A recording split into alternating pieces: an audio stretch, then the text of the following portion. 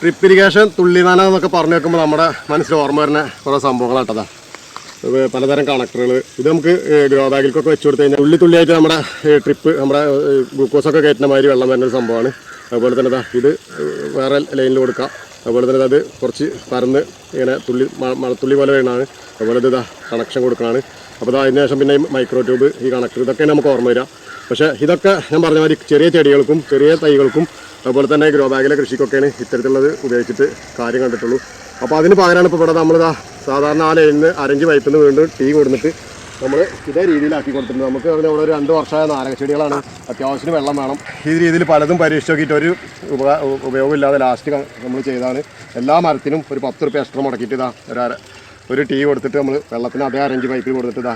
ഇതിൻ്റെ പ്രത്യേകത എന്താ വെച്ചാൽ നമുക്ക് ആവശ്യത്തിന് കുറച്ച് വെക്കും ചെയ്യാം, ആവശ്യത്തിന് കൂട്ടി കൊടുക്കും ചെയ്യാറുണ്ട് അതേ രീതിയിൽ. അപ്പോൾ വീഡിയോ ഞാൻ എൻ്റെ ലോങ് വീഡിയോ ഇഷ്ടം പോലെ ചെയ്തിട്ടുണ്ട്. കണ്ടു കഴിഞ്ഞാൽ കൃഷി ഇതുപോലെ നനക്കാൻ ബുദ്ധിമുട്ടുന്നവർക്കൊക്കെ ഉപകാരപ്പെടും. അപ്പോൾ കണ്ടു കഴിഞ്ഞാൽ ലോങ് വീഡിയോ ഷോർട്ട് വീഡിയോ ഒക്കെ കണ്ടു കഴിഞ്ഞാൽ ഏകദേശം കാര്യങ്ങൾ മനസ്സിലാവും. ഇഷ്ടപ്പെട്ടൊന്ന് ലൈക്കും ചെയ്യട്ടെ. ബൈ.